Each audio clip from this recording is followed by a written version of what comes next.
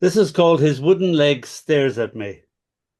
Grandfather Gordon, always scratching his wooden leg, insists it itches. Always a different explanation how he lost the leg, enough to fill a book. Grandfather Gordon scratching the air where his leg should be. Grandfather Gordon's wooden leg now a Tommy gun, a sword, a unicorn's horn. Give me leg, you daffy buggers! Begging for his leg back. Grandfather Gordon's gone. His wooden leg lives on, dusty in a corner. This is my own experiences in the army. This is called a corporal's definition of poetry. I don't think he should go by this because he didn't know much. It was such an innocent day full of summer, as if God had just created the first day or something. It was lovely. And I was doing my first bayonet practice, which I hated. But this is called a corporal's definition of poetry. The perfect summer's day, the sky a postcard blue, hate distorted voices, faces chanting, stick it in his guts. A lark ascending throws itself against the vault of heaven, only to be rejected. Make it hurt, twist it about, kill the fucking bastard. God has a sixth sense of humour to have bayonet practice on such a perfect day. The world whirlpools down the plug hole of Corporal Orrible's almighty mouth. He hates me because I, Private Dempsey D, number 835572, sir, am not shown enough hate to kill a sandbag. Sweat trickles down my spine, vertebrae by vertebrae. The sandbag sucks the blade in and won't give it back again. I pull it out and fall upon my derriere. The sandbag bleeds sand, mocks my efforts, which displaces the book I have about my person. What's this? What's this? Corporal Horrible hisses. A book, Corporal. I can bloody well see it's a book. A poetry book, Corporal. In parentheses by David Jones. In. What's it? You think I'm tick or what? What, Corporal? Don't you what me, Sonny Jim. His spit peppers my face. There isn't enough white space around the words for it to be a poem. That's not an accurate definition of a poem, Corporal. He froths at the mouth, tears it in half, throws it over his shoulder. Why, you impudent little pup, get that rifle up, up, up! He runs me around the training ground 3 times and then 3 times more. Later I go back and find only half of the book, the half I have already read. A sheep is nibbling it, but like the corporal, it isn't to his taste. Over 40 years go by, and here I am, an ex-army man, finishing the second half of Jones's in parentheses, remembering all too well the hell of running around the training ground 3 times and then 3 times more with my rifle up above my head. Oh, the agony of bearing arms, remembering too never to argue with a corporal's definition of poetry during bayonet practice. Attempt this at home, children. This is actually going to be the title of my new book. It was supposed to be a posthumous book, No, you spoiled that. but I ruined it by surviving. So it's called Let Death Be Irish. I used to look after this gorgeous little woman, and she had a half door, which I love half doors. And I used to knock on the door, and I used to take her for walks and saying, how are you, pet? Are you coming out or what? And it got to a stage where she was in hospital, and I'd walk her around the hospital grounds, and then she couldn't walk no more. And I used to say, close your eyes, put your arm through my arm, and I used to take her on an imaginary walk. And she used to always say the imaginary walks were better than the real thing. So this is called Let Death Be Irish. She was dying of cancer. I see death, she whispers, like a retirement plan. Living was such hard work. She talks as if death itself was standing by her bed. The grapes and fruit. No, I never eat them. I just sketch them. Sunlight slitters across the hospital floor, sneaks under her bed. My reflection escapes the mirror. Nothing but nothing there. As for my shadow, it comes and goes, a slave of the sun. Only my ghost sits on my bed, chats to me about how things are. She says, I hope death is Irish, and says, how are you, pet? Are you coming out or what? Thank you. Oh, thank you, Dónall. Yeah. My poor father, he was a cadet when he was called up in God knows when, 1939 to 40, and he couldn't do the sandbagging. He used to faint. So they put him in the Navy instead. That's great. So we're going to hear from A real Judith. poet, Judith. Come on. Judith, let's Oh, get I was My going to say, favourite Judith. yes, that's a hard act to follow, Dónall. I'll try. I'm going to start off with a cautionary tale. I went to a workshop with Jonathan Edwards, who said, if it's something difficult to write it backwards. So just to give you a clue. The cautionary tale is hold on when you're going downstairs, all right? An afternoon just before Christmas, the ambulance shout is aborted. Her best dress isn't slit from hem to neck. The helicopter on the way to the meadow behind the house is stood down. The duty ICU doctor and a paramedic peel off their tabards and go back to their break. Her husband relaxes his grip on her jaw to keep her airway open. He abandons his lookout spot at the open front door, finishes clearing up after lunch with friends. Blood stains pooled over the hall carpet dissolve, scuff marks along the wall disappear, and she's at the top of the stairs in her favourite raspberry pink loafers with the smooth, worn soles, ripping cellophane from a pack of Christmas cards, worried she'll miss the last posting date to Christmas. I'm all right now, though. So it's quite living in the village can be quite useful. People keep an eye on you. This one's called Neighbourhood Watch.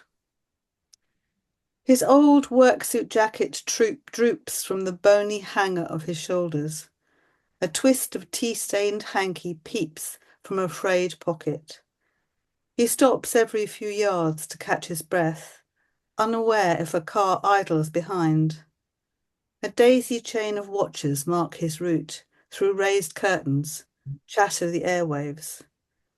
In the co-op, he puzzles over the cold cabinet, a tile of tissue, crimson flecked, stuck to his chin. The wire basket snags on a dangling button, tangles on the shopping bag his wife always used to carry, neat, zipped up mock crock. I hover, watch what he selects, a frozen chicken pie for one, a small bottle of Guinness, value choc chip biscuits. He talks if we walk up the hill together. On other days, he says he can't stop. He must hurry home to check on his wife in case she left the gas on. And finally, I know they've got a few Joni Mitchell fans in the Monkeys. This one's called Rainy Afternoons Listening to Joni Mitchell. You're sitting in a wing-back chair, dressed all in black, from your polo neck to your boots. John Lennon glasses, long hair, smoking a cigarette. The slender hands that first beguiled me. I don't know who took the decal-edged snap or whose house you were in. Those early days, the flat in Stepney, when you'd bring me songs to play on my red Decca record player. I'd feed you apples and cheeses, hoping to read a message in the melancholy lyrics. You'd leave a favourite track playing, the empty sleeve, a whiff of tobacco. Your lustrous hair now clipped and thinned, mine the colour of Hoover dust. I still wait to hear your key in the door. Thank you. Lovely poems, thank you. Nice. Yes, beautiful memories. Well, the first one wasn't very beautiful, but very brave. Thank you very much. So we're going to hear from Greg Smith next. Greg. Yeah. First one's called Tunnels. Like a fairground ride, the iron stairway rises and descends all day between two great stone floors. It concertinas round and down again to where the steps reform and people place their feet. Passengers politely mob in rows against the platform edge, as if they seek some answer in the hollow absence of the vault above the ditch of rails. A distant rumble grows, the tracks spit out a thin metallic hiss, the speed of sound. then a subterranean wind. Now the hollow bangs of carriage slacken, iron wheels squeal, crowds bunch, knowing where the doors will halt. Packed in so close, they need to face away, ignore each other in the snaking train. Warping walls race inches from the windows. The tunnel cries by like a hurricane. But put your ear against that steel rail, and you might hear an endless river, one connected grid from Upminster to Amersham, each lit stop, each journey, every echoing announcement.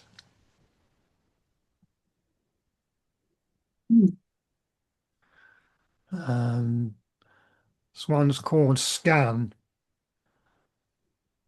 Their quiet symmetry is like a lit wall of gigantic moths. The oscillating poles of massive solenoids have carved my live and reasoning head into a neat charcuterie of marbled slivers. This first exposure shows a bony cavern above the palate where the brain emerges. These middle frames reveal the eye stalks, fluted foxgloves probing at the daylight. The estuary of each ear is one white water cataract, streaming inward from the jabbering world. The final upper slices through the crown are perfect walnut halves. I look closer and notice all the fine, unending folds within the cortex. Somewhere in this maze of creases lie all the rooms inside our long demolished house, my father's pipe smoke, our bald headmaster's sing-song speech. Am I this organism, fragile as an orchid? To the eyes of a clinician, one blemish in these silver etchings might foreshadow an invading stain. Today my scans are all in order. Outside, sunlit corridors reverberate and murmur. I seem to hear the tea-time trolley jingling, brittle ginger snaps and soft pale angel cakes. Thank you.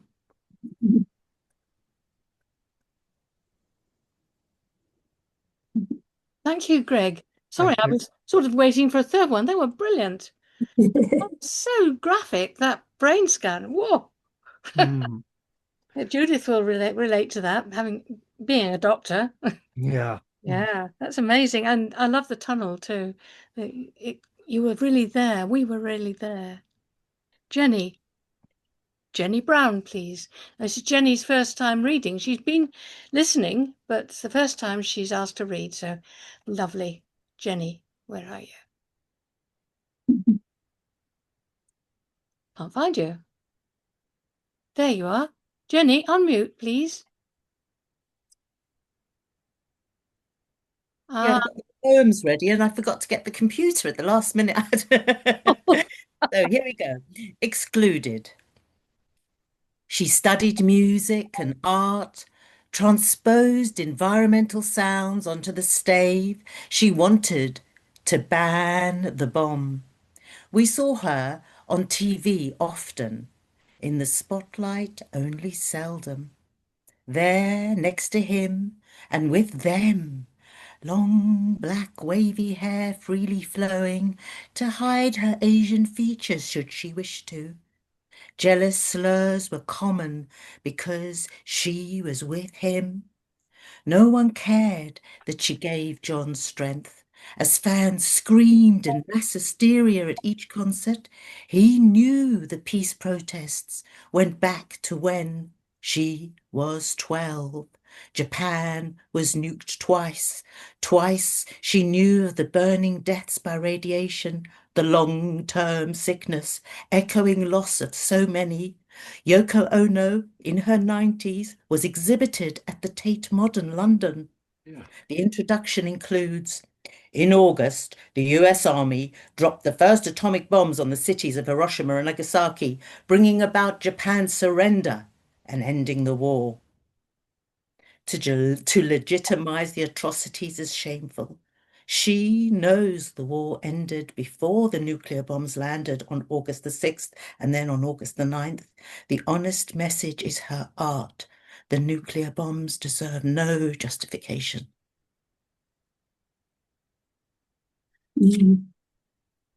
And yeah, that kind of links with Judith talking about Joni Mitchell, and I've been listening to the music from the past.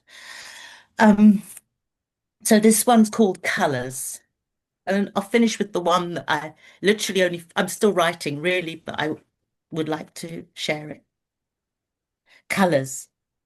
I see red flames of resistance where social justice is suppressed. I see red where white privilege still exists. Arabs are less than others unless they own oil wells. Give me green any time to find peace inside myself. The willow, the ash, the birch and oak soak away anger, fear and loss. I see magenta, remembering millionaires were the richest, now billionaires and trillionaires of extreme wealth bribe and survive to thrive, holding political office even when found guilty of criminality. Take me to the ocean, the silver grey blue waves rolling to nowhere under our moon's power. See the full sky at sunset showing pink, yellow, orange, melting into pale purple, manifesting something more than us, like a beacon of hope in these times of sides when war could kick off over the colours of a flag. Oh, and this one's the one that I'm being quite brave about. And the title is Growing Bad. Don't talk to us like that. Saying corporate cash trickles down, that's trash. Say truth. Say war games are growing. Say World War III is your game, Mr. Prime Minister, talking of allies, planning on fame from murder of children and civilians. Don't talk to us like that. Inflation grows as debt grows, greed is natural. Say you follow international law. Don't talk to us like that. Saying peaceful protests are terror. Arrest the good people like Greta. She talks of the poison polluting, nothing grows, where wind grows to hurricane, rain does not fall, where bombs rain. Say the economy is weapons of murder, is growth for trillionaires, not for the majority. Say you want war more than hospitals, homes, jobs that build instead of destroy. Say truth, Prime Minister of the Westminster rubble. Say you defend the rights of the richest for private growth to grow, while no personal growth can happen for them as they spoil our beautiful planet, whilst the poorest pensioners and not the super wealthy gets taxed. Dear God, Robin Hood took what you won't share. Shamefully brutal, your bad manners grow, like you are an exception. You, Prime Minister, cheat with deep deception, puff up the trillionaires, stuff the rest of us. Too many have seen your face turn frightfully embarrassed. There are better ways than flirting with far-right gangsters. Good grows in many soils if the soil is not starved or overfed with chemical fertilizers. Love grows, compassion grows, solutions grow with collaboration. Ideas grow, creativity grows. As rhyme and balance grow, talk to us of global growth, growing wise with trust, with truth, with time. That was great, Jenny. I think you're right. It's not quite finished because it could probably be edited a little bit. Yes. But it's good to listen to it, isn't it? It's good to read things when they're not perfect. Not perfectly finished, I mean. No, I don't know get what it. you've done until you hear them, do you? That's brilliant. Thank you. Thank you. So we come on to Belinda. Belinda Singleton, please. Right here, 3 poems, and they all seem to link to the spaces that poetry seems to find, from the everyday to the extraordinary. So the first is a very old-fashioned voice talking about that endless theme, pride goes before a fall. It's called Tripping Up. It didn't bear thinking about, he said. I never believed in fate, blind fate. No place in my head.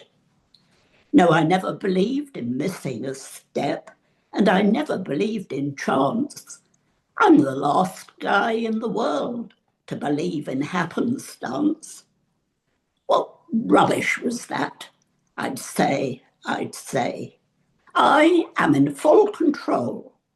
I'm with W.H. Henley, I am. I am the master of my soul. But now, I can surely believe that black is white. Coincidence rules. Okay, and even wrong can be right. The most ridiculous perchance has happened to me, he said. I've fallen, head over heels in love, and now I'm about to be wed. The second one is called The Magic Rule of 3. Some of you may know that Lewis Carroll wrote The Hunting of the Snark in the hills round Guildford. And something he said after stuck with me. He said, it's all nonsense except for the rule of 3. I don't know, but this is the poem. The magic rule of 3. Just 3 steps from the preordained into the everyday, where the 6s and 7s live. No, never quite that simple. The difference, nor the space between the improbable, inevitable, and all its everyday sibling sibilance. An unlikely number of animals inhabits the magic zone. Mice, bears, billy goats gruff. The 6s and 7s are left to men and women to trip over multiple fingers, fumble inadequate thumbs, outsmart each other at dice. In the magical roll of 3, where youths and maidens feature, it is left to the youngest, dimmest brother to get the girl, who is, of course, the one to sharpen his vision. Why not? He's kind. And the last one, just 9 lines. It has a tag to it which says Albert Einstein called quantum entanglement spooky action at a distance. And the poem is called The Influencer. The poet, pondering a line, is always the observer, touching nothing visible, yet with agency to activate which particles will meet, entangle, where light travels next. Sometimes as the memory, sometimes as tomorrow before it is backlit. Thank you very much. That's great. That a lot of numbers in that. I'm not very good at numbers, are you? The Carl thing is too that he said, "What I tell you 3 times is true," because if you have to reiterate it that much, and because his name was Dodgson, and you'd have to say his name, you'd go duh duh duh duh. So it became known as the Dodo, and that was the F. But you made a lot of good points in that poem. I thought about 7s and 3s. Lovely. So, Tony, we'll move on to you, please. Tony, what? Okay. There he is. This first one is my reinterpretation of the Genesis story, or part of it. It's called The Expelled. So hand in hand, this man and this woman set off across the desert. Behind them the sunrise sank, and the garden drowned in its blood. Ahead lay the long, dim road to the shimmering kingdom. The serpent sat in the tree like a periscope and watched. Came famine, fire, and flood. The serpent smiled, but the man and the woman kept on. They were still holding hands. Worse was to come. The big headlines blacked the sky, but somehow they still held hands. Somehow they kept going. At about the 11th hour of its vigil, the serpent went suddenly taut on a doubt. What if they made it after all? It marshalled its coils, took a deep breath, and vented its voice across the roof of the world. The noise awoke them from hope, as from a dream. Their footsteps faltered, stopped. Hands fell apart like halves of an Easter egg, and they turned to face one another, empty-eyed, pupil to widening pupil, the awful black holes in space. Bereft of vision, they immediately sought themselves in one another. But on entering the endless corridor of reflections, their spirits fled shrieking into each other's emptiness. What was left began to feed on what was left. The serpent lapsed back slack on its hauntlessness and started to sway about this way and that way and this, its silent laughter rocking the tree to its root. This next one is a love story pared down to its essential bones, and it's called Circles. It's in 4 short parts. Each one goes full circle back to the point where it started. Circles. Brimming her windows, the light by which he lives signals him to that particular room she holds the key to. Thus he craves her light and haunts her dark, receiving from her eyes such nourishment as pleases her to give, or pleases love to lend. For him alone it burns, and now it's gone. The bulbs have blown, or she is not at home. The room is cold. He calls on patience, sanity, blithe demons of sense and brightness. They do not come. The night is absolute, and now it's there again, brimming her windows, the light by which he lives. He needs her. It has been so long. Remembered loving mocks his aching senses. Loving him, she heeds his call. Once more they meet. All the clock hands in the world are spinning out of control. The digitals dance 5 hours in the span of a sigh. Once more they part. Her recent closeness clings to all his senses, like rain in a dry land, transient droplets in a quenchless dust. It wasn't long. He needs her.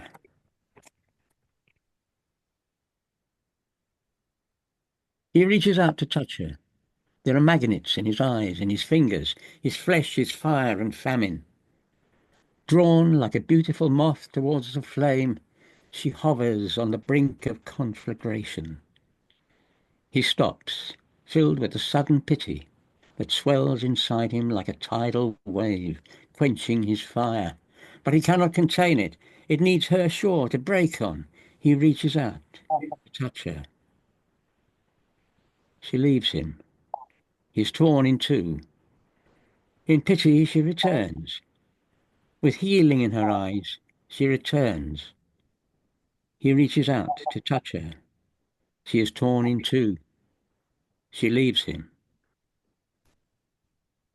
I'll finish off with something more light-hearted after that heavy stuff. This is called The Poet on Form. The villanelle is villainous. It's devious and dillinous. It's liable to spill on us its repetitious rhyme. The limerick is fiddlestick. Its usage is impolitic. It's bound to make you choleric. It's not at all sublime. The haiku has an IQ of 17, just like you. Now I wonder, did it strike you that to write one is a crime? The roundel and sestina. Well, I don't know which is meaner. We should issue a subpoena and abort them in their prime. But the sonnet is a bonnet with some 14 ribbons on it. You can sign it or anon it. You can sell it for a dime. Thank you. Oh, I love that last one. I tried to make a set of poems like that, and I just couldn't do it. I love those rhymes. Wow, Fantastic. amazing! Thank you. Thank you. So next we're going to hear your good Claudia Court. We haven't seen Claudia for a bit, so it's brilliant to have you back. Very Claudia, nice would to you be like to- here. Lovely. Yeah. The first poem I'm reading is a high bun, just to remind us all it's a block of prose and concludes with a single haiku. Rather fun, a high bun. A joint party for my 18th and my brother's 21st seems a good idea.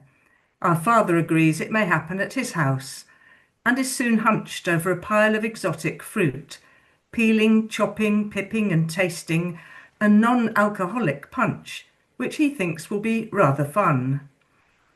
My brother's friend from Agricultural College thinks it will be rather fun to bring along a piglet as a birthday gift. Another friend thinks it will be rather fun to bring along a vast stash of illicit drugs. We also decide live music will be rather fun.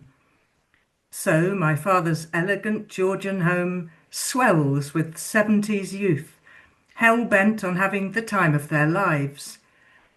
Vomit, hallucinations, oink and mess of piglet, threesomes in the basement, visits by police, and collapsed bodies on the staircase, notwithstanding. When we come of age, we learn how loud a dad may yell and piglet squeal.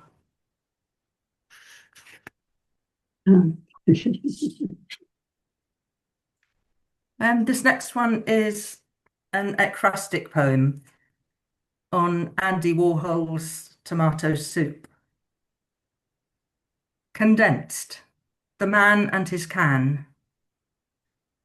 Portable, potable, heatable, eatable, lickable, lovable, paintable, notable, iconic, sardonic, platonic, erotic, demotic, hypnotic, exotic, neurotic, ambitious, capricious, nutritious, delicious, judicious, auspicious, blood red inside, something to hide.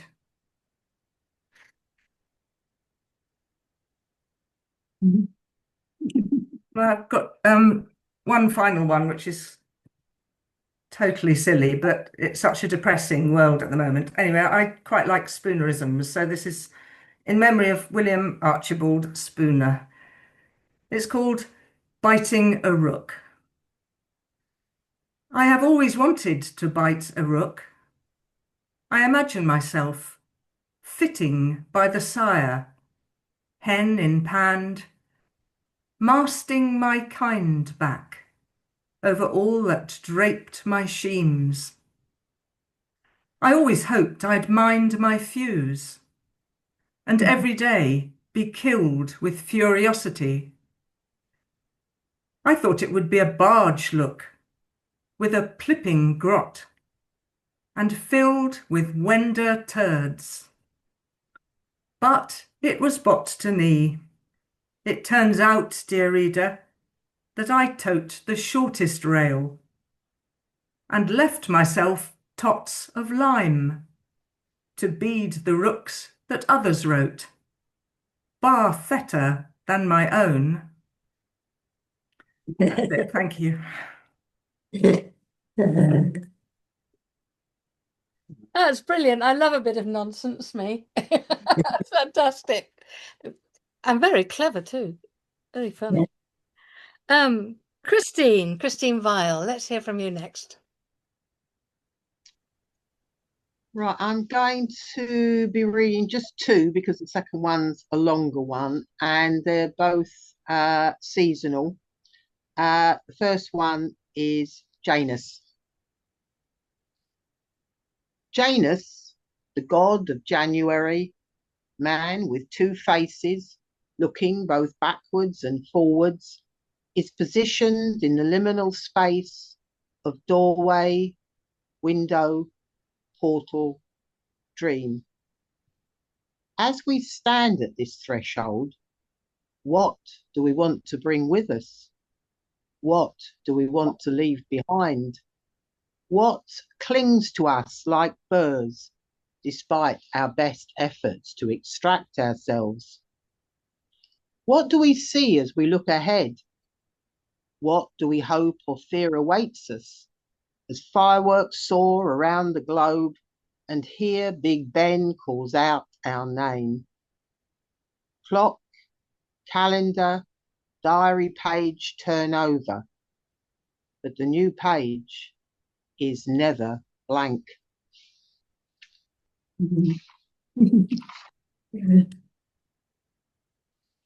And then the second one, the longer one, this is 12th night because it is 12th night. So it just seemed it had to be the one to read, to mark the date. So this is 12th night. It's time to take down your decorations and untangle those fairy lights. Put them all back in their boxes and haul them back up into the loft. Put the sagging tree with its trail of pine needles out for roadside collection and eventual mulching. And put the holly, the ivy, and the unkissed mistletoe into the green bin. Shred the cards you don't want to keep and send the stamps carefully cut from the envelopes to a worthy charity for fundraising. Delete the digital cards in your inbox. Put wrapping paper, if too torn to be reused, and if not too glossy for recycling, into the recycling bin. Sort out the unwanted presents. What were they thinking? Use them for regifting, but first make a note of who gave you what, just in case of embarrassment. Now it's the time to make your resolutions. Resolutions not of deprivation, please, but of joy, of growth and creativity. Get a mug of hot chocolate, curl up in the armchair and read all those new books. Write in your new notebooks. Splash colour on your new canvases.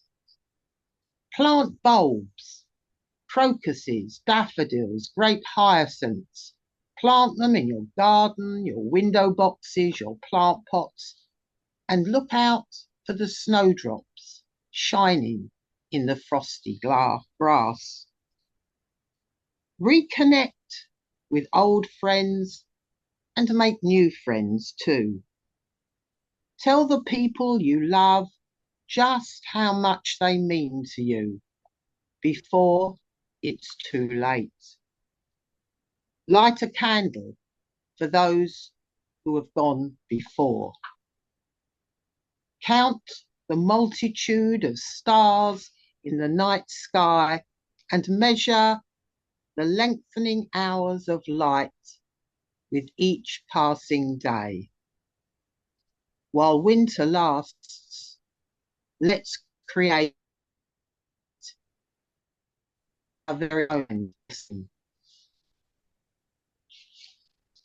Just the two. That's it.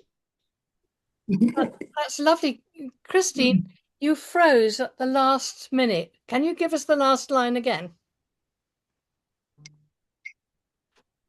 Yeah, the very Last couple of lines, yeah.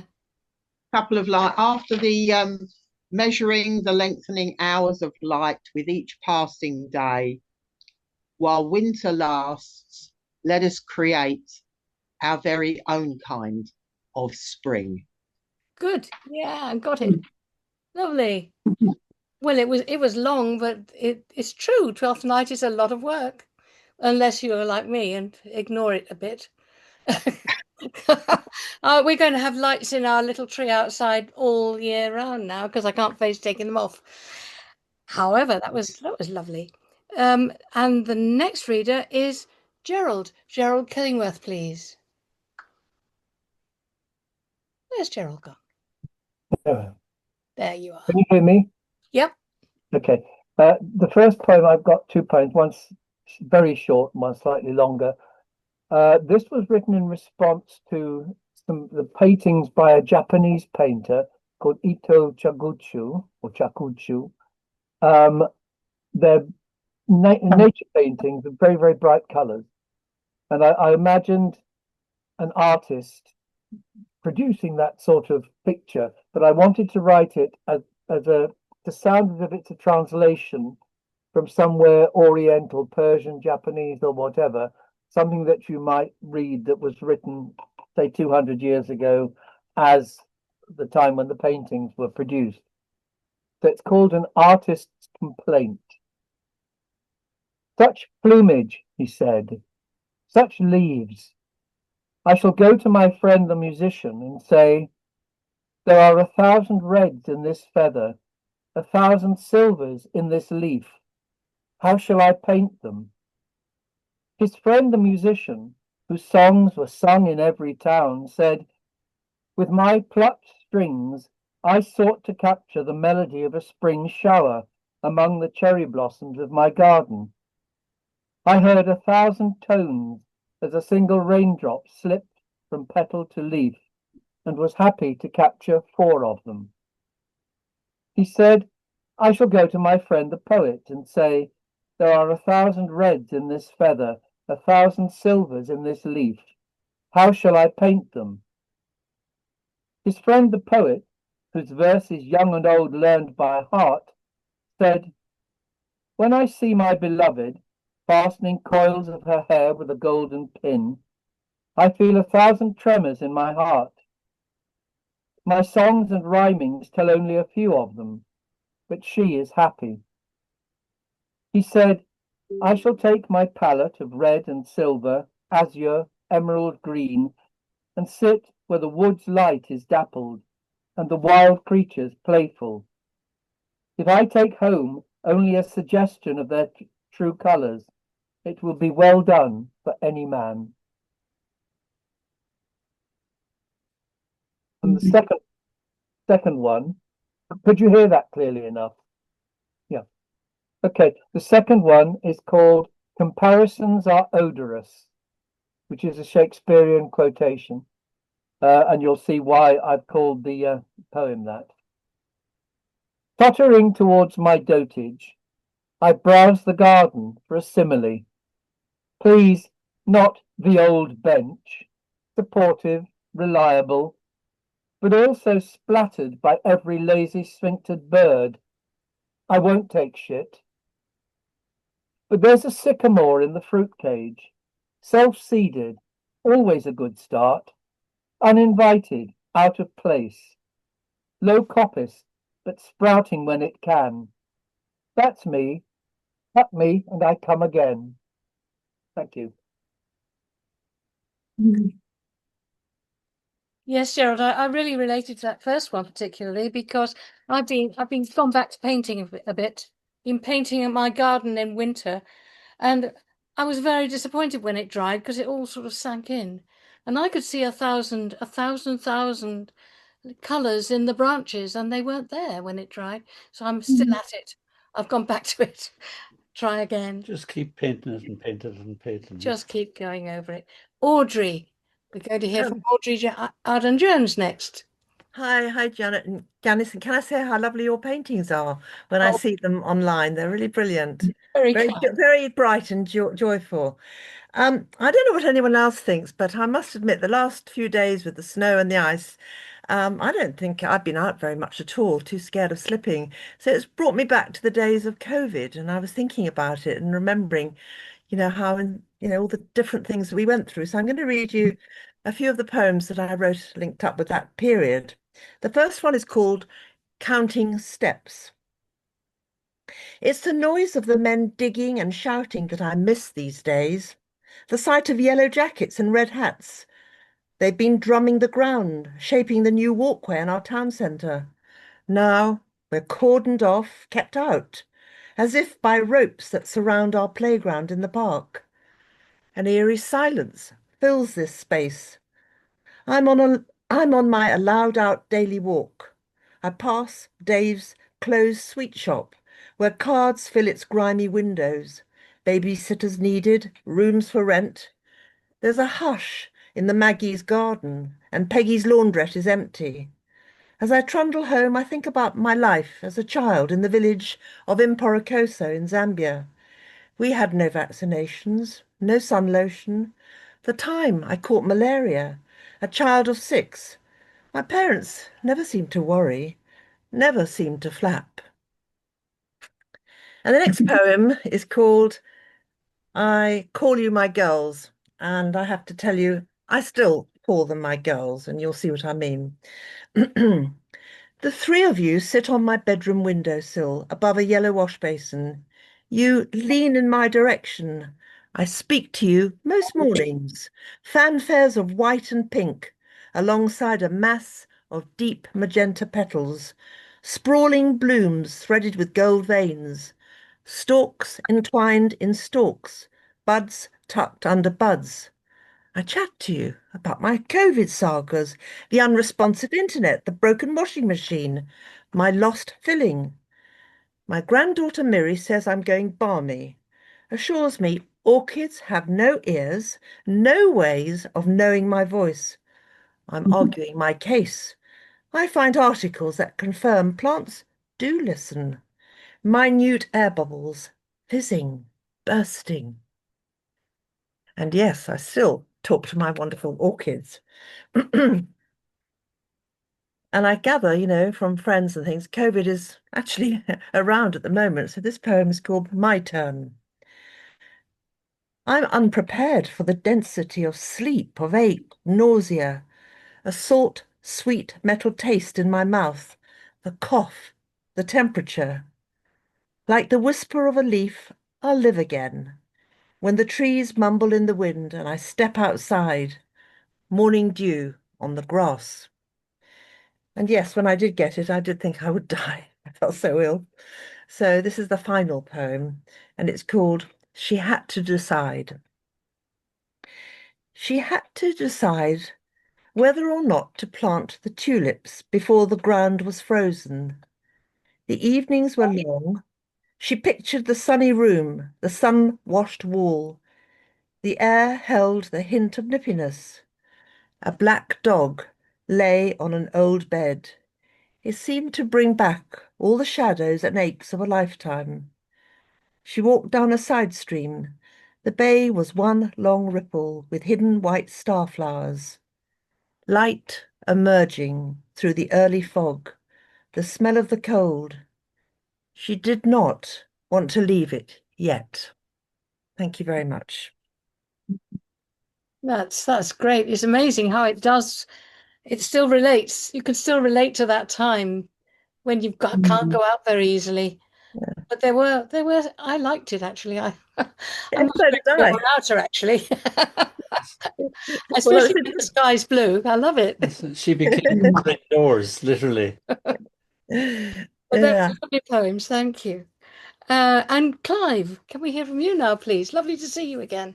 Thank you. Well, I've just got the one poem because it's a longish one, and it's called All There. Tripping back from the club alone, this hairy, serious guy comes up to me and says, "Okay, give me all your money," waving a long, skinny knife scarce inches from my face, which he could have purloined from his mother's kitchen or a butcher's shop. At any rate, not easy to conceal or produce sudden, like a tame pigeon or bouquet of magical silk blooms to do a big ta-da surprise.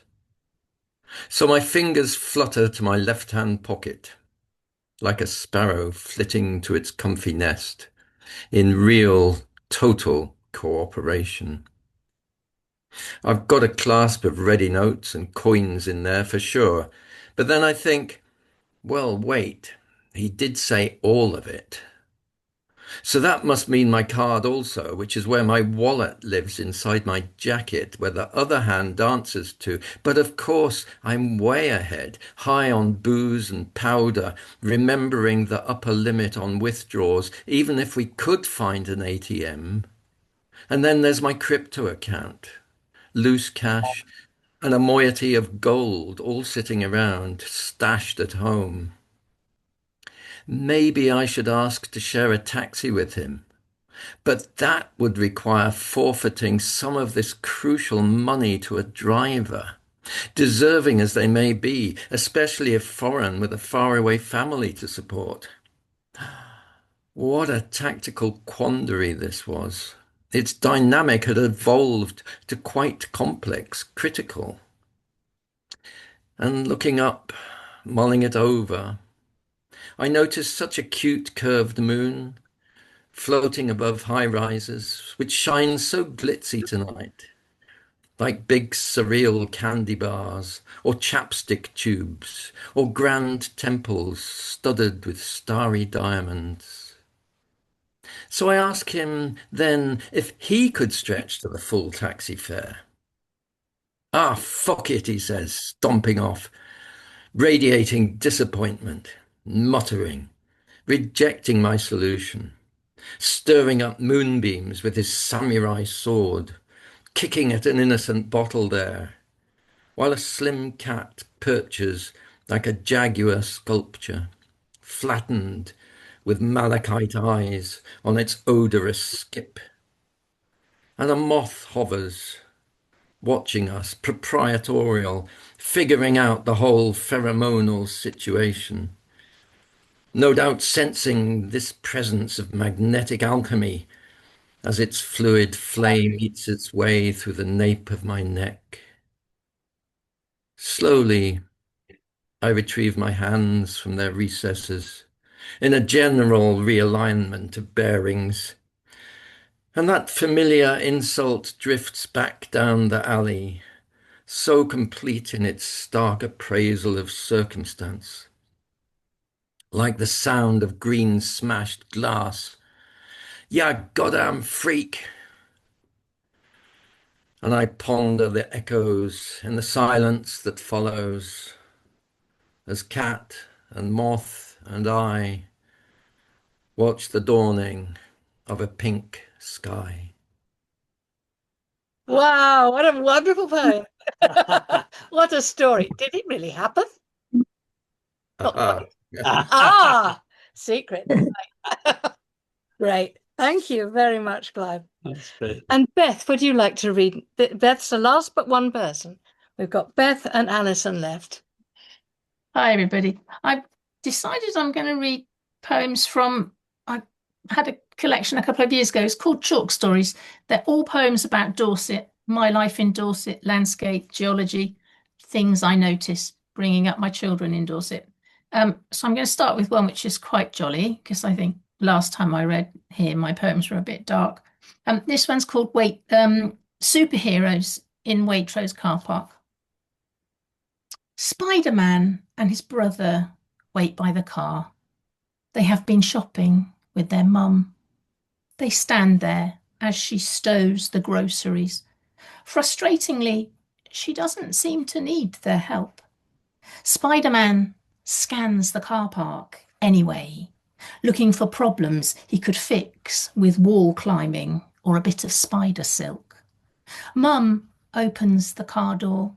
The pair climb in.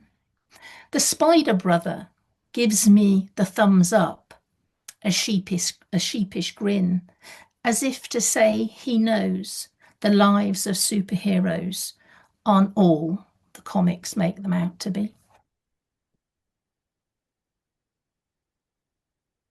And this is one that I read that is in my Substack at the moment, and I was able to read it actually doing the walk through this field with a group of about 30 people on Sunday. It's called The Woodpecker Sends Out a Message. This is the utter winter of a field, starve acre of chalk and flint in equal measure. There are brown and yellow tattered shoots, straggled lines that came too late, sprouted after the harvest cut, full of misplaced hope and irrational faith in September's continuing warmth. The footpath across is bare, compacted by the trudge of feet, determined to walk into spring and its green stems of wheat. From the stand of trees on the southern edge, a woodpecker taps out a fanfare for the approaching equinox. And this is also a winter poem, which I wrote actually after my mother died, but I'm going to dedicate it to my eldest sister, who died this morning. It's called It's Winter Now. Today was a day of proper winter. Crunch stiff grass, ice in rutted paths that splintered under boots. The sky was the colour of a starling's egg, and the sheep in the lower field gathered by the gate, waiting for the farmer to bring hay. You would have loved it. Thank you. Oh, I'm so sorry to hear that. I'm so sorry to hear that. I'm sorry for your loss, as they say. Thank you. It's a beautiful little poem to her. Mm. I remember you posted the one about the woodpecker on Substack. I loved it on there, the starved acre. Love that. Thank you. It's very Thomas Hardy, isn't it? A starved acre farm is where Tess goes to pull weeds or turnips or something. Oh, lovely. Now, our last reader this month is Alison Mace. Where is she? There she is. There she is. Unmute, Alison, because you're still muted, please. Yeah. Click the little thingy. It'll be down on the bottom somewhere on the left. It's a little microphone icon. Says audio.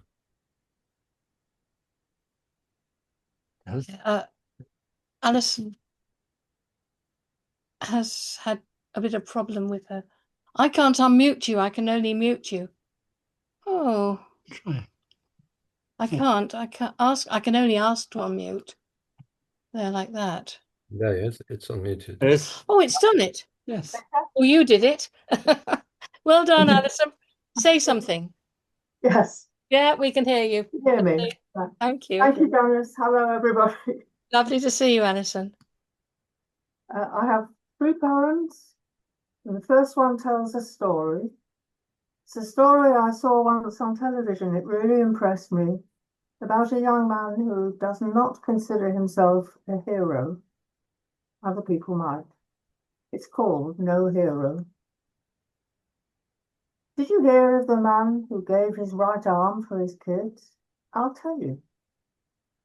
He sailed one night, too rough for the job, but you have to eat, out through the coastal swell from his safe New England bay to the rolling lobster boys. In a buffeting offshore wind, he grapples the line, engages the powerful winch, switches on. When, darn, a gust takes the cuff of his oilskin, flaps it free, right into the jaw of the winch. The winch, the winch! It gobbles his fingers, his palm, his wrist, and the sea and the whistling gale tumble him overboard.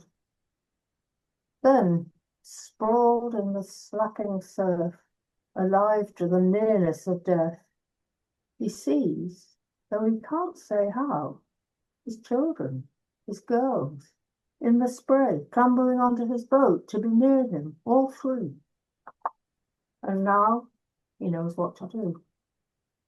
With a heave of impossible strength, his weight is somehow back on the deck, his sharpest knife in his hand, the one that slices rope clean through. And it's done, and he steers, pumping blood, for the shore. Please God, he prays, don't drown me now.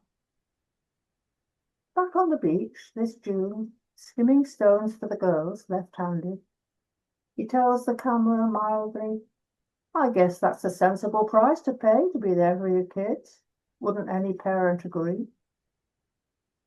His glasses flash as he leans to his youngest. Into the lens he grins, and she drags into play. The next one is not so violent. This is about the youngest person I have ever seen, a premature baby of a friend of mine, and I saw her about halfway between the date she was born and the date she should have been born, in hospital. Her name actually is Eve, which is a coincidence, but because her name is Eve, it kind of gives a more universal sense to it. A glimpse of Eve. It's addressed to the baby. 3 weeks breathing now, Eve. 21 days in a box under a measured glow. 36 weeks today, that's what the nurses say. So another 4 to go before you can start to live. Shouldn't have smelt the air till a day beyond New Year. Your tiny pulsing weight I lift, invited, and lay you down unwrapped on the bed. Hot red torso distended, limbs like fingers and thumbs. Your legs spring into the cross with a fetal diagram, your baby at 36 weeks. I glimpse the child unborn. You seek about, the mouth wide in your turning head. Last week you learnt to suck. Now I've given you back, you feed with an earnestness that shows you mean to grow. Eve, claiming your future. Whole woman in waiting. Exquisite miniature.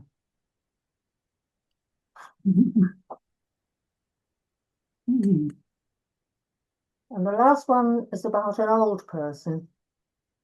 This was not my experience, but one of my daughters. She told me about it. She lives in Sheffield, and this happened in her experience, but I have made it my experience in the poem. And it's called Bird Boned.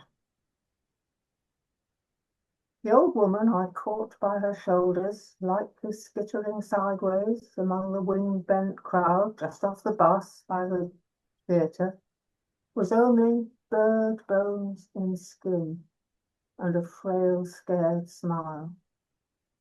My daughter told me, she whistled, gathering coat wings round her. It wasn't fit. I shouldn't leave the house, but I'd be shopping to do. Gently I stood her upright. Released. Thanks, love, she warbled thinly, and blew away into the precinct 5 inches above the ground. Thank you.